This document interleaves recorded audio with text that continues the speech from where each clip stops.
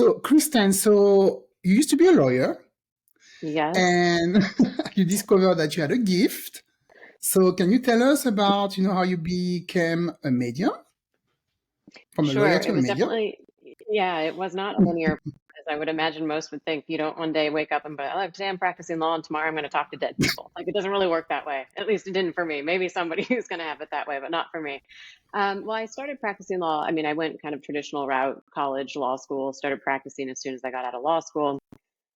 And I wanted to work in sports and entertainment and didn't really work out that way. Ironically, now as I look back, I ended up doing wills and probate work. So, like the irony, like dealing with people's estates after they die. Now, like, oh, Mhm.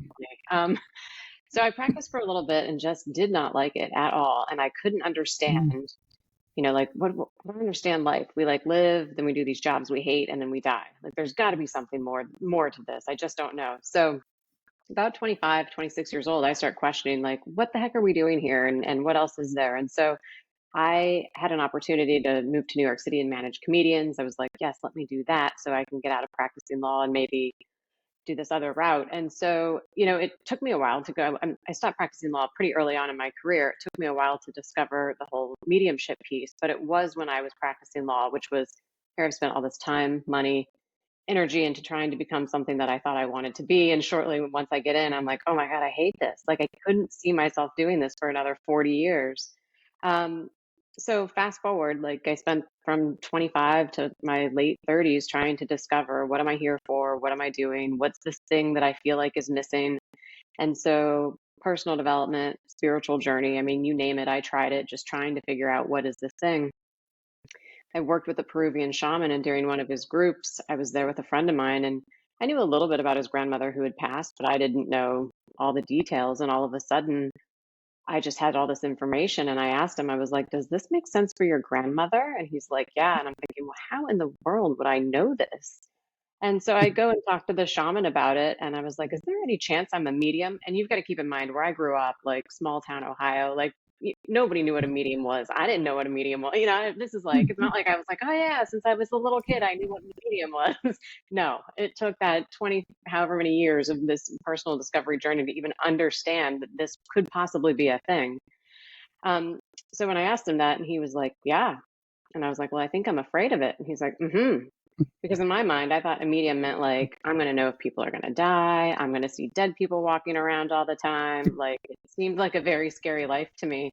But so then from then on, I kind of started studying it. So there was a very long answer, but that was really the progression, was just the curiosity of like, what else is there? This cannot be it. And so that's how I discovered that I can communicate with spirits on the other side.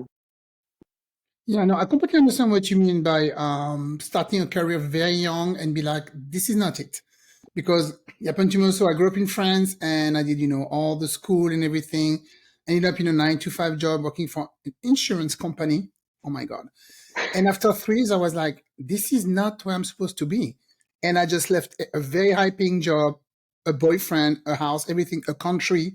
And I left. And 6 months later, I was working for an airlines and traveling around the world because I knew there was something I wanted to do. There couldn't be it, the office job and everything. So completely Wow. understand. And you also mentioned burnout. So when did you realize you were experiencing burnout? Because you started very young. Did it take you, I'm sure it took you like a few years, right? Uh, I mean, I actually sometimes when I realize I'm in the wrong spot, like I won't stay for too long. And that I was really only practicing law for about 9 months. And then, but Oh, my desire was never to really be like a big litigator or work in a legal office. I really just wanted the background to work in sports and entertainment. So I was like, okay, well, let me try this traditional route and see if I like it. And then a few years later, I circled back and tried family law, and I was like, ooh, yep, still hate it. So you only need to put yourself through it so many times before you're like, okay, now you're just being an idiot. But so it didn't take me very long. so how did you get it again from doing entertainment, taking care, doing entertainment work to speaking with a Uh, shaman and yeah. and So about learning about being a medium? I think I'm missing a piece here. No, totally. Well, because it was a long piece. So it really just became like going from like one job and being like, all right, like this kind of makes sense, but still there was just something inside of me. And I think that for anybody that's listening, if you have this feeling sometimes where it's just like, it just feels like there's something more. So I would continue to search out like, well, what is that something more? I became a health coach because I was like, well, I love health and wellness, and maybe I can help people with weight loss and help them with, nutrition. So I did that and I enjoyed that, but I was like, well, there still seems to be something more. And so I kept following the breadcrumbs of like what else is that? And so I would take personal development classes, I would read books, take courses, and then I started to just understand that to me, I mean, my experience has been that there's this whole other side of the universe that like we can't see, we can't touch, but I like started to learn like there's something else that's there. And so that's the discovery that just kept driving me to get more information. And so whenever any type of opportunity would present itself, and I'd be like, all right, well, that sounds pretty crazy, this shaman circle. Let me let me go see what that's like. And so I was through, and I did those shaman groups for 10 years. And it was probably in year 6 or 7 that I had that discovery. So it was a lot of like removing layers of the onion that were probably keeping this all inside. So it was really that lots and lots of personal discovery. And sometimes that would be like going, having different jobs and being like, okay, well, that got closer to the mark, but not totally it. So, yeah, the breadcrumbs. Okay, so it took a little while then. It wasn't Oh like yeah, right yeah, away. yeah. Yeah. People might have that luxury, not me. Yeah, I mean, we talked to different guests, and some they know from the beginning. They are empath and they have those gifts. And other guests they told us, yeah, it took them lot of reading, information, meditation, and then they get to to that spiritual side. Yeah. Yes. So you don't, now that you're in the spiritual arena, like you're like more in tune with your intuition.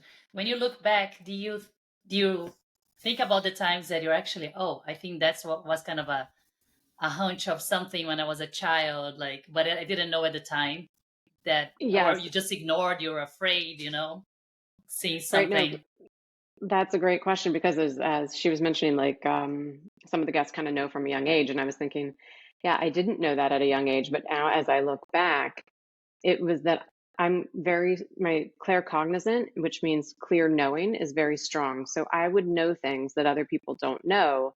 But like, how do you know things other people don't know? Like you really wouldn't. And so my mom will still tell you to this day, like she would ask me for my insight or guidance or advice like when I was 8 years old. Like I would just have these crazy answers and solutions to problems. And it's like, what 8 year old like just randomly knows this? And then, as I got older, I guess I kind of attributed to like, oh, well, I guess I'm just like smart. But what I didn't realize was that I'm actually claircognizant, clear knowing. So I'm getting information. And so that's where a lot of it would come from. And I look back, I could sit next to somebody on an airplane and they start telling me their life problems. Like it's like, it got very normal where I would know like everything about all these strangers and I'm like, why are they telling me all this? And then I would just get used to like giving my 2 cents. And here I was probably actually channeling a message for them. And then they were like, wow, that was exactly what I needed to hear today. I'm like, great. And I just got very used to like, that's how people interact with me, not knowing that, yeah, I'm channeling information. Yeah, just like those small things, day-to-day situations. That's actually when it just, like, you realize it's happening, like you have that gift. Just like people talking to Yes. you. I'm a clairvoyant reader. So I'm more like, I'm in meditation and then I just, like, and then I see energy and read the energy. But a lot of times too, it's just this thing of people coming and just telling their craziest stories, people that I've never seen before, never met before, especially in Brazil, where I remember like just being on like a subway, a woman telling me her whole life. I'm like, oh my God, that's so, but at the time you don't realize it. And then now you kind of like, you're more aware, you're in tune. So you're supposed to be telling them something, which makes it easier in a way too, like, and then you detach from the whole situation and like, okay, moving on with Right. my Yes. life. Yes. And I think that, and So, I've, oh, sorry, go ahead. oh yeah, no, go ahead. Go ahead. Yes. Well, I was going to say, what I've discovered too, as I've encountered other people now, like empaths and people with your similar experience, is that sharing that story with others, like, yeah, sometimes people just tell me their whole life story and then they can relate and go, oh my gosh, like that happens to me. So sometimes it's like helping somebody else identify, like, yeah, there's probably a reason that they're telling you that. It's because you're empathetic or you have some other type of gift. And I found that people start to that like kind of like, oh, puts a little spark in them. So I think that it's great that at the time it didn't make sense, but now looking back, you're like, oh yeah, okay, now I understand. Yeah, now it totally makes sense. So how about shamanism? Do you just this part I wanted to understand? You took like a shamanism course, like a long course, and do you practice shamanism as well?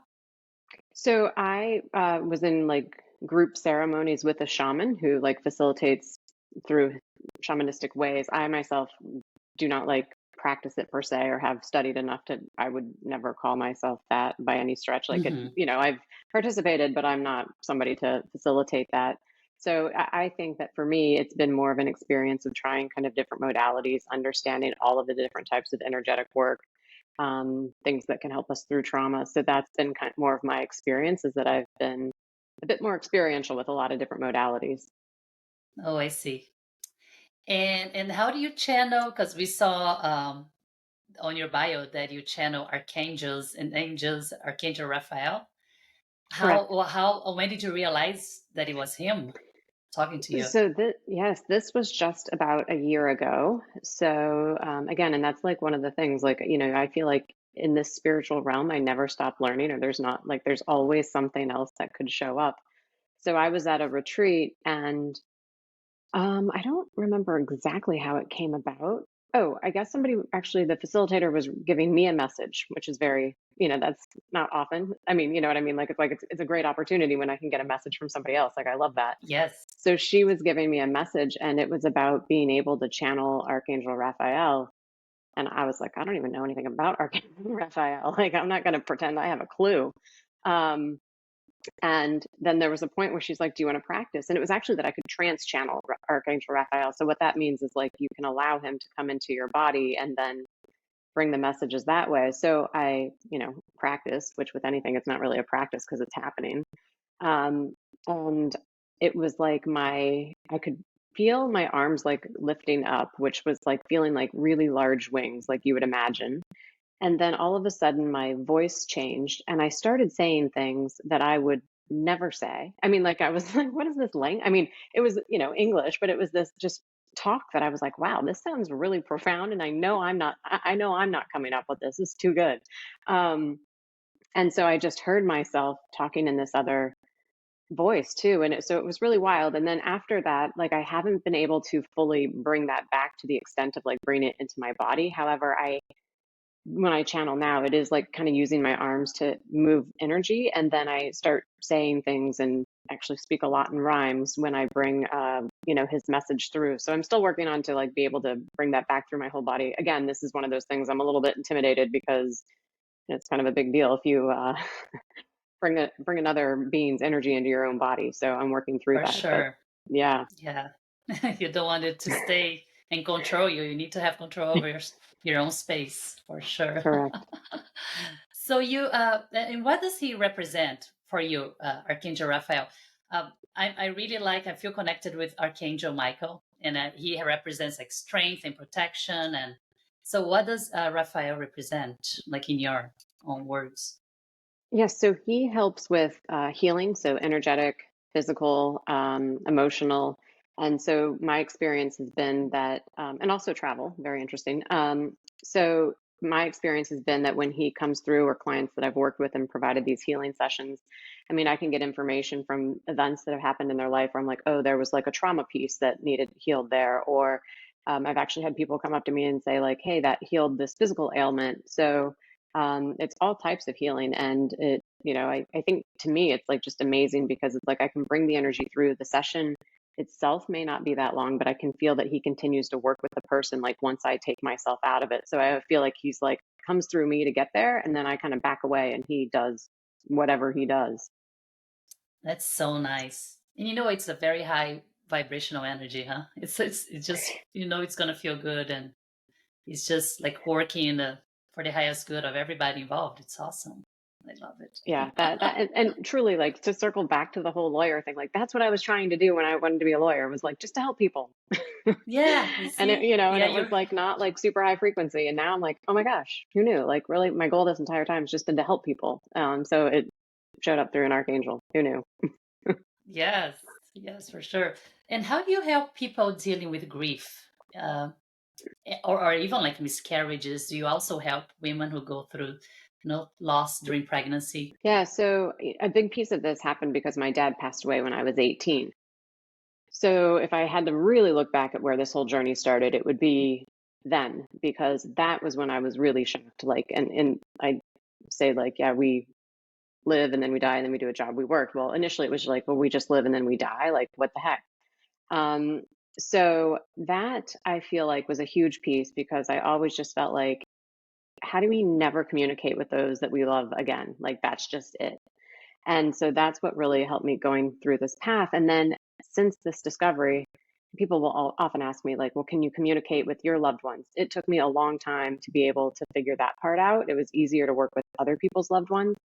But now I would say I have a pretty good like understanding of how my dad shows up, which is part of how I help people with grief is like understanding them, helping them understand like signs and symbols and things that could be happening in their everyday life that's still keeping them connected to that loved one. So like, yes, they're not showing up at your apartment in physical form and hanging out with you, but maybe when every time you look at the clock, you're seeing 11:11. Or for me, my dad's birthday was 9/11.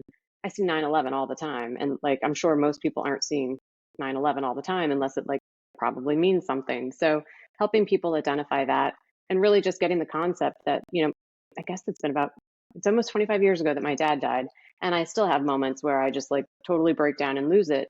But it's helping people understand that grief is not linear. It's not like, oh, I finally mastered that. It's gone. I haven't had that experience yet. Um, and so just understanding how to navigate those waves. I kind of use the analogy of surfing. Like, probably at first you're no good. You get knocked down all the time. But once you figure it out, you can ride those waves better. And so to me, that's how grief is. It's like initially it just would knock me out all the time. Now I'm like, oh, this is that wave of grief. All right, let me just ride through this and come to the other side. And then helping people with miscarriages is just understanding that that spirit is still around. And sometimes people want answers of like, why didn't I have this baby or what happened? And so to be able to connect to that soul and then bring through that information so they can understand like, hey, maybe that wouldn't have been the right time, or maybe with that partner, you would have had a much harder life and the child would have had a harder life. And maybe it just, was to come happen later. So to help people really understand that there is a way to communicate. And I also think that it's like, it's not really something that's talked about. So people don't really have a place to share. And so to be a safe space for somebody to have some of those experiences. And that's what I found. I mean, I had one client come through and she had a miscarriage like 25 years ago and no medium had ever brought it through until one of the readings that I did with her. And she's like, wow, I always felt like there might be some other spirit helping me, but I couldn't figure out who or what it was. And that's who it was. So, yeah. Interesting. Yeah. They call the spirit babies, right? That you like that ability to communicate with the spirit babies. Yes. Do you think it's possible that because, I had a miscarriage too, like, and a late one, do you think that it's possible that that spirit maybe come back later in your life? Maybe, if you get pregnant again, is it the same spirit? I don't know if you know the answer to that, but I always Yeah. wonder, So I don't know the answer to that. I mean, there's a lot of No. this work that I do where I'm like, I don't know, but what I would experience is like, I mean, I would think it's a possibility for sure. Mhm. Like it's like it has time to come back maybe in the right circumstances or, so I believe it's possible. I don't know for sure, but I would certainly think it's possible. And you work also with pets. So is it like a spirit, like spirit guide or spirit animals, or you work with, or you can, channel like the pet that's been gone for a while and tell the Uh, owner, he's around.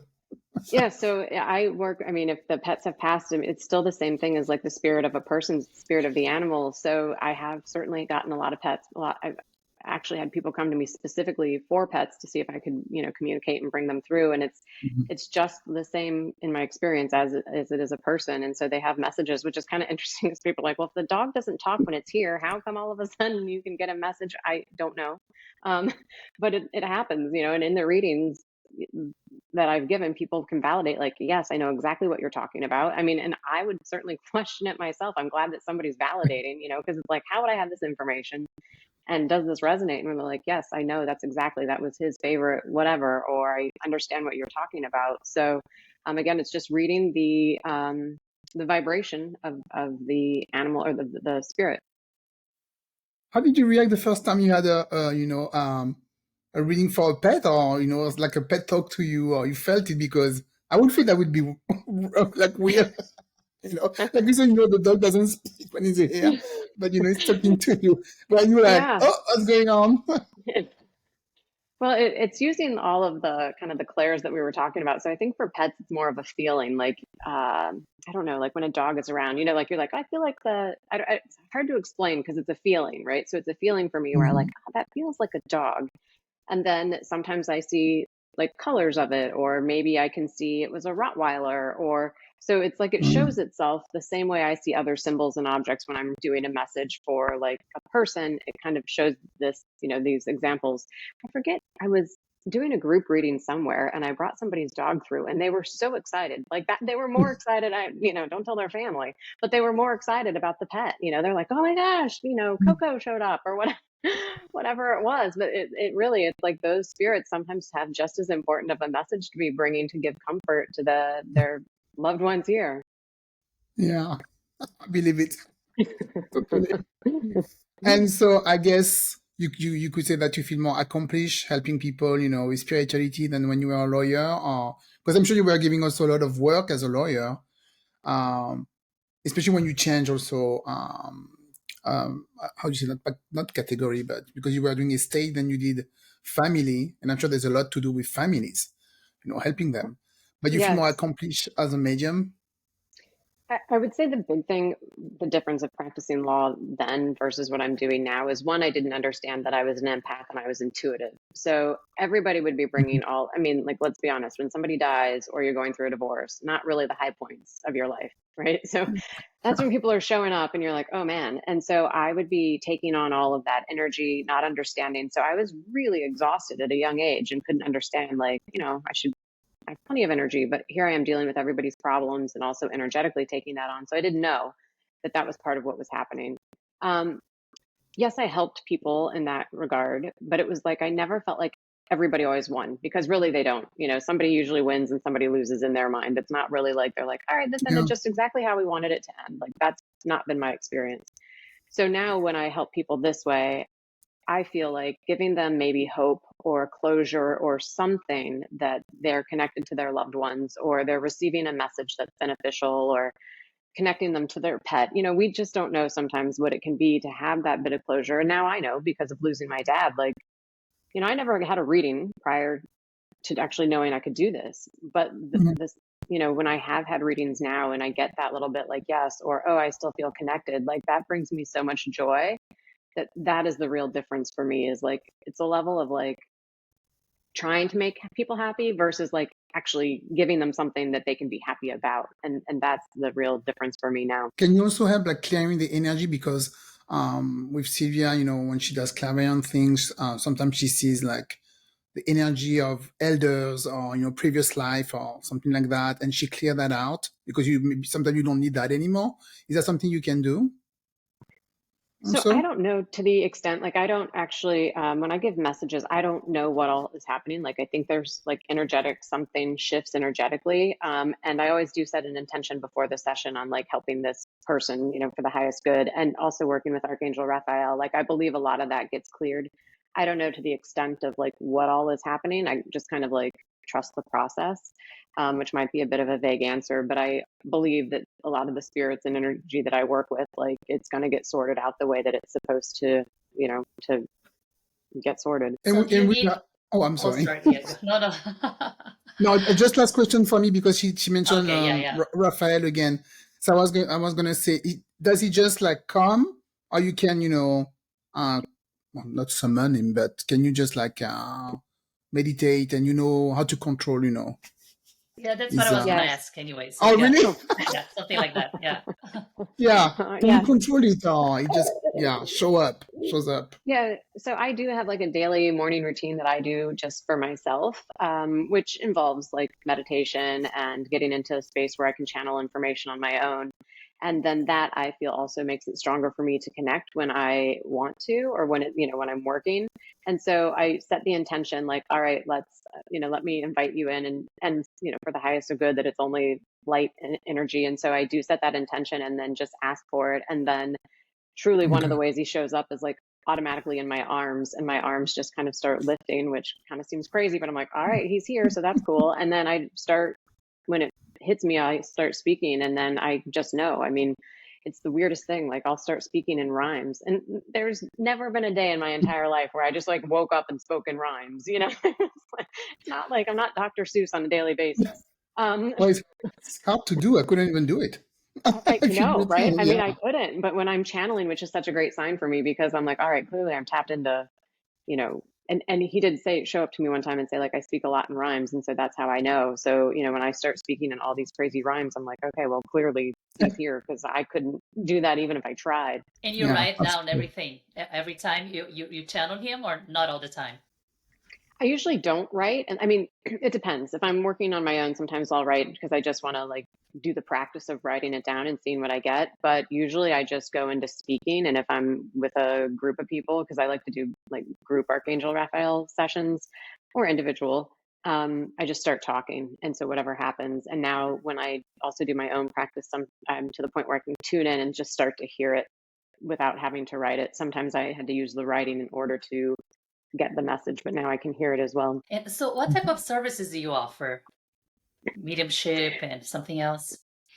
Yeah, so my favorite to do is group mediumship and group Archangel Raphael healings. And now I've actually combined both of these. So I'll start with an Archangel Raphael healing session for a group. And when I say a group, it's like friends, family, events, people. Sometimes it's just a unique thing to offer for something that you like. I live in Florida, so people will come down for like a girls' weekend, and then they want to add something, unique or special. And so Oh they'll yeah, that's a invite good me, and idea. I do Yeah. like, yeah, it's fun. It's like, whoa. And Yeah. I will tell you, I've had some groups where it's been super transformational. Like they thought that they were just having like a psychic come and give like some fun information. The next thing you know, they're like in tears going, oh my God, I totally needed this healing. It's like, well, who knew? Who um, knew? so that's always fun. But yes, I'll start with an Archangel Raphael healing, give the message. I also believe it brings the vibration of the room up. So it's a lot easier to connect mediumistically with the spirits and bring messages through for people that way. Primarily, I'm just focusing on groups right now. I will do some Archangel one-on-one healing. But I've moved away a bit from doing one-on-one mediumship readings just because I personally put so much pressure on myself to be like, all right, they've got to get the message and make sure I answer all the questions. And then I just find myself exhausted. It's like trying Yeah. to be an A+ student in a scenario where like you really don't have a whole lot of control over it. So the Yeah. groups to me are a bit more fun. More people can get a little piece of the message. And then truly this one group that I had was like, it was transformational. And one of those women actually in that group had a miscarriage, and I was able to bring it through, and like, it was a super healing moment for her and everybody in the room. So, yeah, you just don't know. Yeah. And do you do it over Mhm. the computer as well, online, or it has to be in person only? So I do online. Ironically, I didn't share this bit. I am actually a flight attendant for Southwest. And Oh, Oh. I wanted to be a flight attendant so I could fly around the country for free and do groups in person. So I thought, yeah, when you mentioned in the travel, I was like, oh, maybe she's a flight attendant. Yes. So I do them in person and over Zoom. Both are possible. But yes, I actually truly became a flight attendant. One, because I thought it'd be a cool, fun thing to do on the side, and two, now I can fly for free anywhere. that's awesome. From lawyer to flight attendant. It's the totally normal progression. What a journey. But that's a good Yeah, gig, yeah. If you want to travel and see people, your clients, for free, there you yeah. go. I mean, I Perfect. think it's been great. Yeah. And, I do want to say though, it was one of those jobs that I wanted to do when I was 9 years old. Like I Me too. remember, yeah. And I was like, why didn't I listen to my 9-year-old self? I sure would have saved myself a whole bunch of, no, I'm glad I went to law school and practiced law, but you kind of look and you're like, boy, my 9-year-old self, here I am, many years later, finally doing it.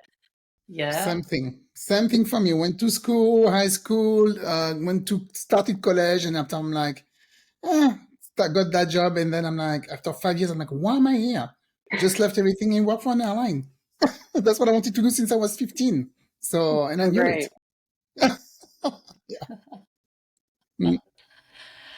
Oh, All right, Kristen. So where can people find you? All right. So I am starting a brand new channeling with Kristen. .com. Everything is being built right now. It's been interesting with the spiritual journey because a lot of things kind of change. It's like, yes, I'm a medium, but I'm also channeling, which I really think is also what mediumship is, channeling information. Mm-hmm. So channelingwithkristen.com. I'm on Instagram, Kristen Swinehart, and then also Facebook, Kristen Swinehart 11. That's Great. awesome. Thank you Thank so you. much for being here with us. We love this conversation. Love everything and anything Oh, yeah. spirituality. You It's just can't great. get Great. enough of it. And it's always like someone with a different perspective as well, like different backgrounds, and it's pretty amazing. Yeah. So We never had a Thanks lawyer for having before. me. Yeah. yeah, Let me know when you got the next one on there. And we put all your information in the show note, of course, if people want to contact you. All right. Yes. Great. Well, thank you you very guys. much. Thank you for coming. Thank you. Thanks, everyone. Talk to you later. Bye. Take care.